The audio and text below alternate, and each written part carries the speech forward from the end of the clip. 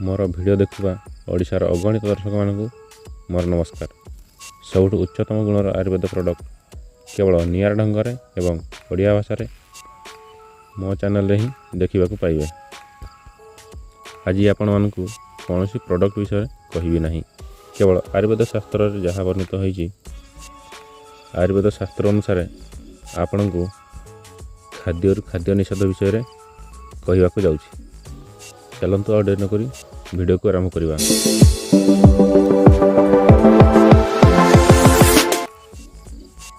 माछ और मांस एकत्र करी खाइब नाही, उदरगत रोग हबो बा पेट रोग हबो। दुग्ध सहित आमिष भोजन करिब नाही, बहुमूत्र रोग हबो बा डायबिटीज हबो।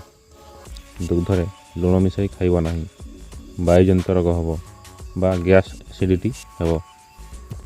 महू और घी बा घृत एकत्र करी खाइब नाही, समान खाइब नाही। माछ और शुखुआ एकत्र करी खाइब नाही, पेट रोग हबो किंबा अंतनळी जनित पेट रोग हबो। पिता सहित मिठा खाइब नाही, अजीर्ण रोग हबो। राति शाग और दही खाइब नाही, विषतुल्य हुए अथवा अर्थात राति शाग और दही खाइले हजम होई न थाए। अंडा संगे माछ मांस खाइब नाही, धातु रोग हबो। आउ मांस सहित क्षीरजात द्रव्य सेवन करिब नाही, धातु रोग हबो। अंडा छेना एकत्र करी खाइब नाही, मानसिक रोग हबो। मानसिक अर्थात मस्तिष्क रोग हबो। बेल पणस एकाठी करी खाइब नाही, पेट रोग हबो। ठंडा चाह को गरम करी पान करिब नाही, गैस्ट्रिक हेबो।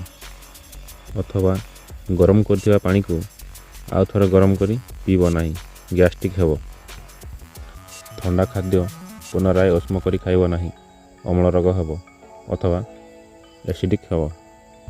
मिठा खाइबा अवस्था रे माछ खाइब नाही, अस्थिर रोग हेबो।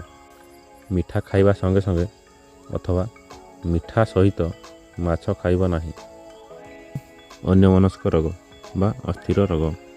मांस खाइबा अवस्था रे क्षीर पीब नाही, पेट रोग हबो। माछ मांस संगे बिरि डाली खाइब नाही, वायुवर्धक हेबो।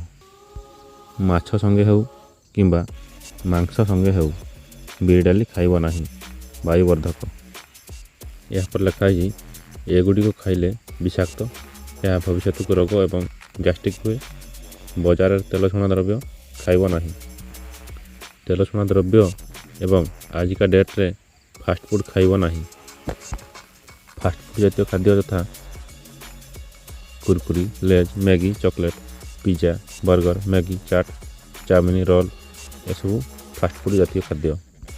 फास्ट फूड जातीय खाद्य आहरी मध्य अनेक प्रकार रही, किंतु बजार में मिलुवा नाना प्रकार फास्ट फूड खाद्य आम खाइबा हेले आमको आगामी दिन में भयंकर रोग सामना करने को पड़ो। यह थिला आजिर संदेश। जदि आपण माने मो चैनल प्रथम थर देखते सब्सक्राइब करंतु, आउ पाखर थिबा बेल आइकन को ऑल नोटिफिकेशन पर दबाई रखंतु। जेतेबेले मु वीडियो अपलोड करी आपण माने सर्वप्रथम देख पारिबे। आम भितर आयुर्वेद शास्त्र हजि जाइथिबा तथ्य मु पुणी आगामी वीडियो रे नै आसीबी। जय जगन्नाथ।